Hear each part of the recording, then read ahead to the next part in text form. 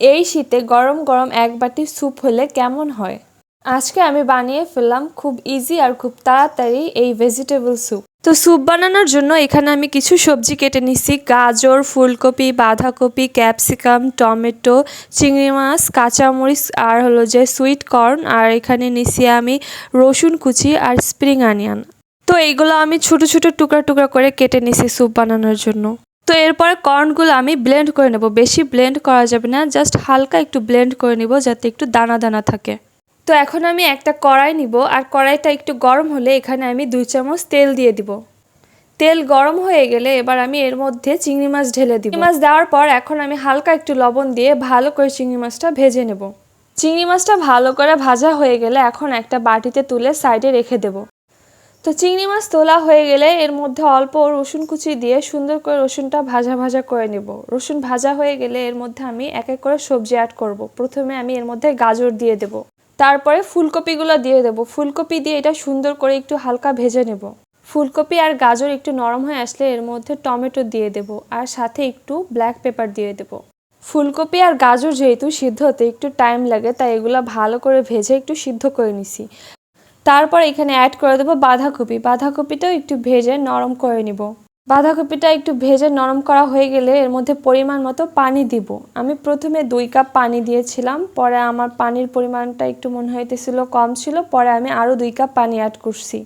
এইখানে আমি টোটাল 4.5 কাপের মতো পানি অ্যাড করছিলাম। তো পানি দেওয়ার পর সবজিগুলা ভালো করে পানির সাথে মিশিয়ে নিছি। পানির সাথে সবজিগুলা মিশিয়ে নেওয়ার পর হালকা একটু পানিটা গরম হয়ে গেলে এর মধ্যে আমি ব্লেন্ড করা সেই কর্নগুলা দিয়ে দিব। তো কর্নগুলো অ্যাড করার পরে এটা ভালো করে আবার একটু নেড়ে নেব। তারপর এর মধ্যে ভেজে রাখা সেই চিংড়ি মাছগুলো দিয়ে দেব।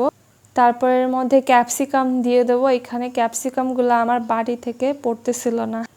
তারপর এখানে কাঁচামরিচ কুচি দিয়ে দেবো। কাঁচামরিচ কুচি দিয়ে ভালো করে এটা বলক আসলেই 2 চামচ সয়া সস দিয়ে দেব।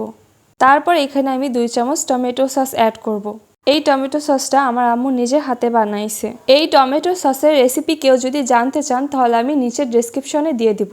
তো সস দেওয়া হয়ে গেলে এটা ভালো করে আমি মিশিয়ে নিব। এরপর একটা বাটিতে একটা ডিম নিয়ে এটা সুন্দর করে ডিমটা ফেটে নিব। অবশ্যই ডিমটা ভালো করে ফেটে নিতে হবে, নাহলে কিন্তু স্যুপের মধ্যে এটা দলা পাকায় থাকবে, তখন খেতে একটুও ভালো লাগবে না।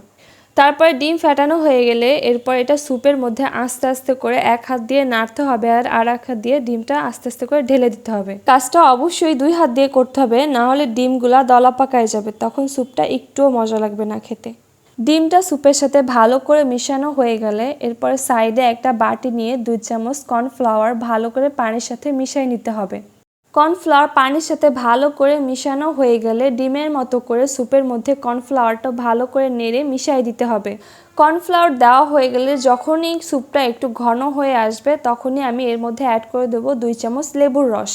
লেবুর রস দেওয়া হয়ে গেলে 2-3 মিনিট একটু নাড়ায় লেবুর রসটা ভালো করে মিক্সড করে নেব। তারপরে দিয়ে দেবো এর মধ্যে স্প্রিং অনিয়ন।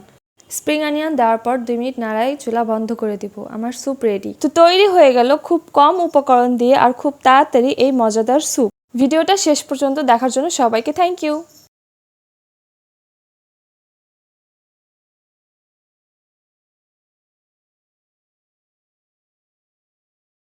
তারপর ওকে জিজ্ঞেস করতেছিলাম তুমি কি স্যুপ খাবা, ও বলতেছিল হ্যাঁ আমি খাবো। পরে ওকে একটু স্যুপ খেতে দিলাম।